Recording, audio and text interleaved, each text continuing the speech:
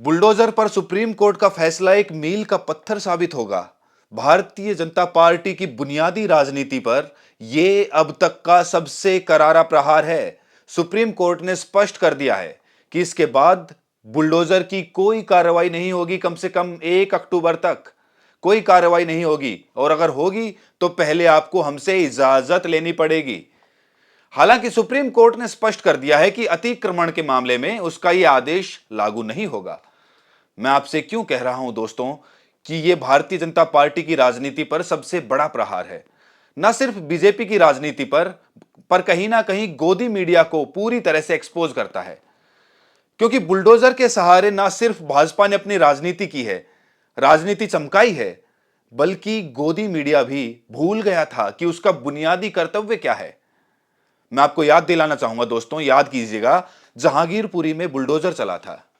उस वक्त जब वो बुलडोजर चल रहा था ना, तो सुप्रीम कोर्ट ने फैसला सुनाया था, बीचों बीच कहा था रोक दीजिए इसको। उस वक्त मैं नहीं भूला हूं कि आज तक की एक रिपोर्टर बुलडोजर पर चढ़ गई थी। आसपास लोग खड़े थे, कह रहे थे कि मैडम सुप्रीम कोर्ट का फैसला आ गया है, आपको ये सब नहीं करना चाहिए ड्रामा, मगर मोहतरमा कर रही थी। मैं आपको उसकी एक मिसाल दिखाना चाहता हूं, और खास तौर से यह मिसाल हर पत्रकारिता के विद्यार्थी के लिए एक नसीहत है कि जो आप देखने वाले हैं पत्रकारिता नहीं है, ये पत्रकारिता का धर्म साफ है। सबसे पहली बात, तथ्यों पर रिपोर्ट की जाए। सुप्रीम कोर्ट का अगर फैसला आ गया है तो जाहिर सी बात है कि आसपास के लोगों को पता है, तो पत्रकार को भी तो पता होगा। कंट्रोल रूम उन्हें बता सकता था, मगर मोहतरमा क्या कर रही थी, आइए देखते हैं। किस फिराक में थी कि मैं हर कीमत पर बुलडोजर पर चढ़ जाऊं। देखिए। रुक जाओ भैया, रुक जाओ रुक जाओ। ये बता रहे हैं अभी सामने की तरफ, सामने की तरफ जाओ। हाँ, इधर जा रहा हूँ। अब मैं चली जाऊँ उसमें, बोलो। मैडम को कर रहा हूँ।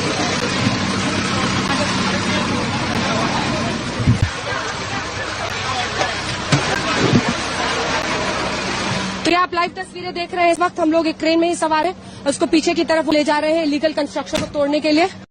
इसीलिए दोस्तों, आज का यह फैसला मायने रखता है। आपको इंतजार करना पड़ेगा दोस्तों। इस मुद्दे पर गोदी मीडिया ने पिछले 2 हफ्तों में किस तरह की कवरेज की है, यह तो फिर भी पुराना मामला है। दोस्तों, आपको समझना पड़ेगा कि बुलडोजर के सहारे भारतीय जनता पार्टी ने सिर्फ और सिर्फ अपने विरोधियों पर निशाना साधा है, उसके अलावा कुछ नहीं। और मैं जानता हूं, जब भी कोई व्यक्ति पर गंभीर आरोप लगता है, बलात्कार का, क्रूर हत्या का, तो हम सब के अंदर एक गुस्सा उठता है। हम सब कहते हैं कि चला दो इसके घर पर बुलडोजर, उसका गुनाह साबित होने से पहले। मगर मैं आपसे एक सवाल पूछना चाहता हूं, कुछ चेहरे मैं आपको दिखाता हूं।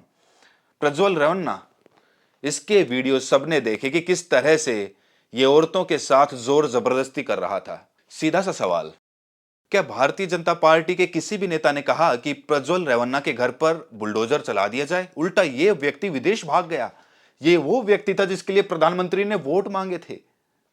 मैं जानता हूं कर्नाटक में कांग्रेस की सरकार है, मगर क्या भाजपा के किसी भी नेता ने कहा कि इसके घर बुलडोजर चल जाए?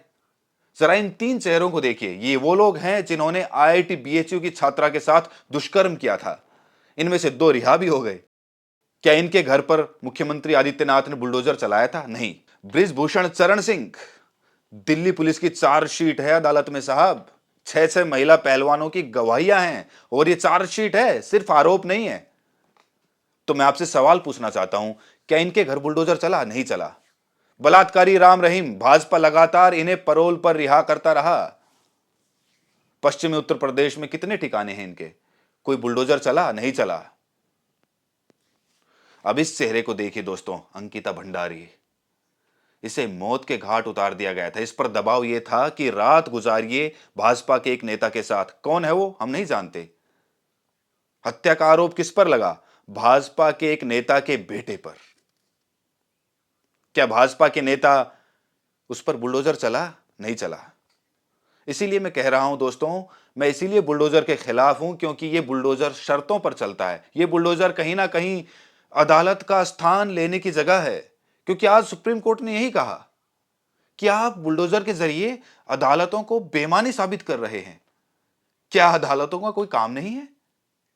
इंतजार कीजिए दोस्तों, कुछ ही देर में, पिछले एक हफ्ते में बुलडोजर के नाम पर क्या नंगाई हुई है गोदी मीडिया में। I am sorry for using this word. इस शब्द के लिए मैं आपसे माफी मांगना चाहूंगा, मगर इस शब्द के अलावा इसकी व्याख्या की भी नहीं जा सकती। सबसे पहले दोस्तों मैं आपको बताना चाहूंगा कि सुप्रीम कोर्ट ने अपने आदेश में क्या कहा, आपकी स्क्रीन पर। सुप्रीम कोर्ट मंगलवार को कई राज्यों में आरोपियों की संपत्ति पर बुलडोजर एक्शन के खिलाफ सुनवाई कर रहा था। याचिकाकर्ता जमीयत उलेमा ए हिंद का आरोप है कि बीजेपी शासित राज्यों में मुसलमानों को निशाना बनाकर बुलडोजर एक्शन लिया जा रहा है। जस्टिस विश्वनाथन और जस्टिस बी.आर. गवई की बेंच ने कहा कि 1 अक्टूबर तक अदालत की परमिशन के बिना किसी भी तरह के बुलडोजर एक्शन पर रोक रहेगी। ये आदेश सार्वजनिक जगहों पर हुए अतिक्रमण गिराने पर लागू नहीं होगा। 2 सितंबर को सुनवाई में कोर्ट ने पूछा था कि सिर्फ आरोपी होने पर किसी का घर कैसे गिराया जा सकता है। कोर्ट ने कहा था कि गाइडलाइन बनाई जाए जो पूरे देश में लागू हो।